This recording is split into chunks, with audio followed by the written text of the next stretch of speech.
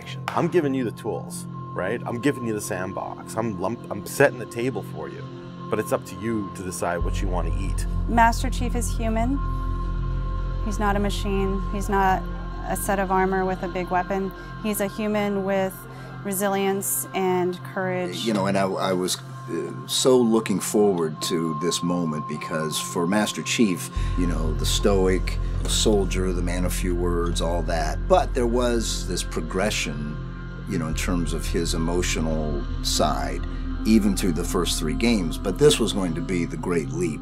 What happens when that soldier starts to discover his humanity? We had to create a situation that was going to knock him out of his comfort zone.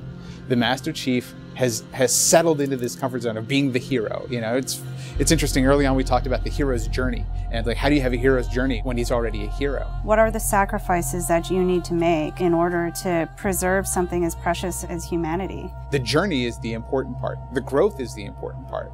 And so really, where does he still need to go as a human? That became the key to not just the story of Halo 4, but the entire trilogy. We're really examining what sort of burdens a Guardian carries. In a lot of ways, the story that we're telling with Halo 4 is about putting Chief in circumstances where he's forced to change. He's forced to take stock of himself. In a way, Chief is a Guardian. Cortana is Chief's Guardian. The Forerunners were the Guardians of their own universe, and they might have to make a decision that not everyone is going to agree with and that some people might condemn.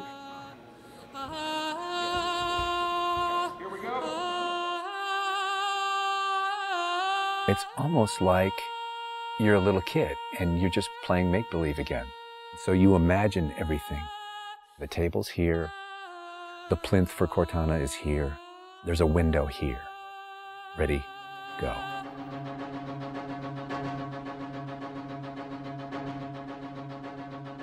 How can we immerse the player even more in this world that we've built around them? I'm not doing this for mankind. How can we have Chief have to deal with his own humanity? Everything had to be predicated by what the character needs were and what direction the characters needed to go in. The art direction specifically for Halo 4 isn't about creating an emotional tone for Halo 4, it's about creating an emotional tone for every single moment and experience that the player needs to understand. Similar to what we said is that, you know, we build what we need to see. We can't look too far this way or it starts to fall apart. But back in here, things are looking good. Film is like, I'm going to create something and it's going to be awesome and I'm going to polish it and I'm going to own it, but I'm going to share it with you, which is very different than game storytelling, which is I'm going to give you all the tools, I'm going to give you all the possibilities, and it's up to you to discover it. Answering questions and answering the directions that the narrative had already taken to find the path forward for us as we started to tell the story. We're always telling these huge, big stories. We've got Infinity, it's the biggest ship that has ever been launched. We've got Requiem, which is like the biggest Forerunner artifact we've ever found. But in the middle of all of that, we've got this very small personal story between Master Chief and Cortana. You tell a story with every detail that you put into a game. Immersion is really what allows somebody to believe your universe and also to become emotionally caught up in your universe. Ready to get back to work? I thought you'd never ask. How do we make sure the sights and the sounds and the things that they're feeling as a player inhabiting that suit really comes through more clearly? And you know, technology has allowed us to do that with much higher fidelity than back in the CE days. Okay, so those are definitely bigger ones. Yeah, those start to get. Just because we've got more people. Let's roll video. Yeah. So this will be just video and audio only, no face, no mocap.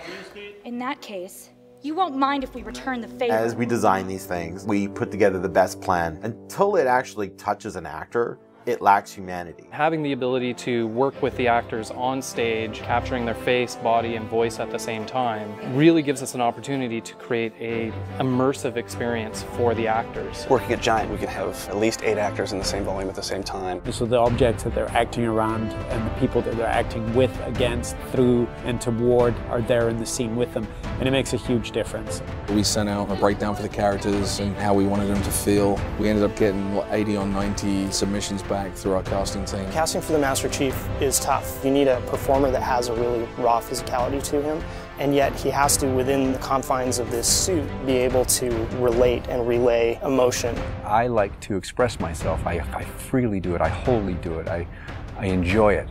And so pulling back on all of those instincts is what's required to play him. Imagine that translating to a 3D model with huge armor and making sure the personality of Chief's movement comes through that armor was really critical. And that really came down to Bruce's acting, his physical stature, and really his physicality as he went through all of the performance. You'll never see his face or hear his voice, but all of the other actors that are playing off of him have received so much from him in their performances, and I think that they would all agree with that.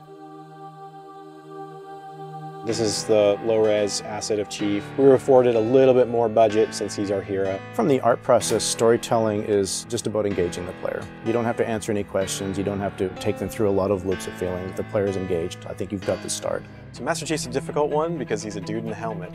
There's such a, particularly in science fiction, such a fantastic history of people being completely realized as people without having their face as a tool. For us, it's making him feel like a real person. We have a nude male sculpt, and then from there we sculpt it on physically, a tech suit. And on top of this, guys, when we spend time just doing all the details and trying to add some of that functionality, even little bits here and there like Braille, and this just reads 117.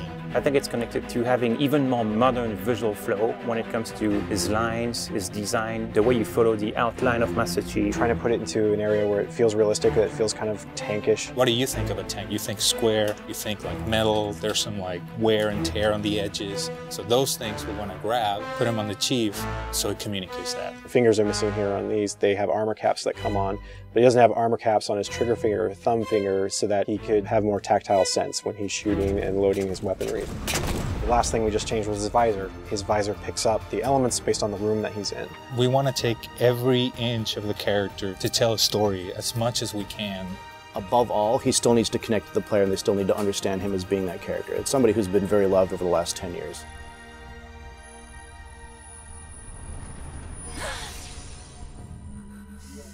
The irony here, right, is that we have a character who's not human at all in Cortana. I was put into service 8 years ago. She is the most human character that we have in the story.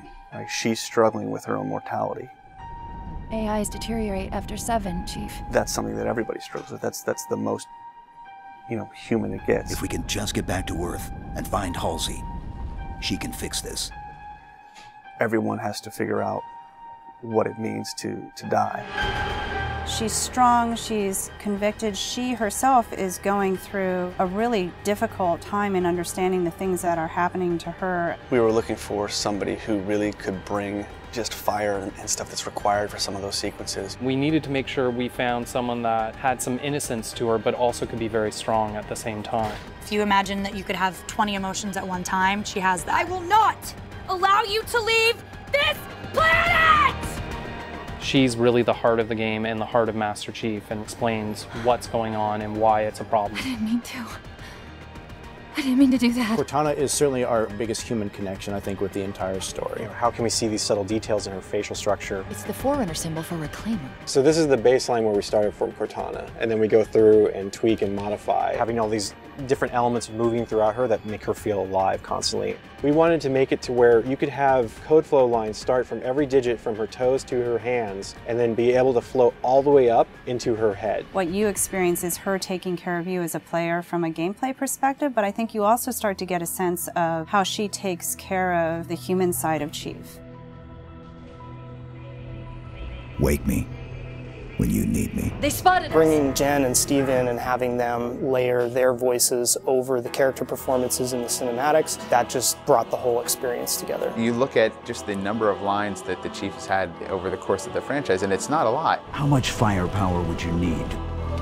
And yet people will immediately call you out on the Master Chief's voice being something very distinctive and important to them. The funny thing is that they've had this off-screen chemistry because they didn't actually meet until last year. Not only is this the first time they've ever sat together on a panel, this is the first time they've ever been in the same room or even met. So seeing them meet and seeing them have that chemistry in real life and seeing how they acted together in scenes, just felt like we just missed this opportunity for all these years to actually get them together and get something even more memorable and more exciting out of them. From the beginning, they were great choices for those characters. Steve has this very stoic personality that comes through in his few words. The same way Jen's voice is confident and it's strong, but it can also be playful.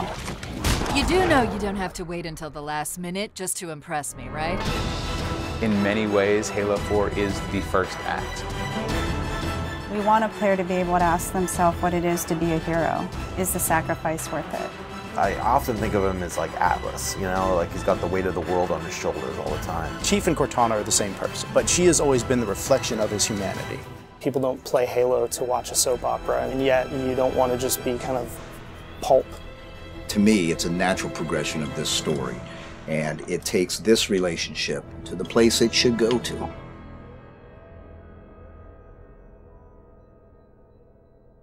Don't make a girl a promise you can't keep.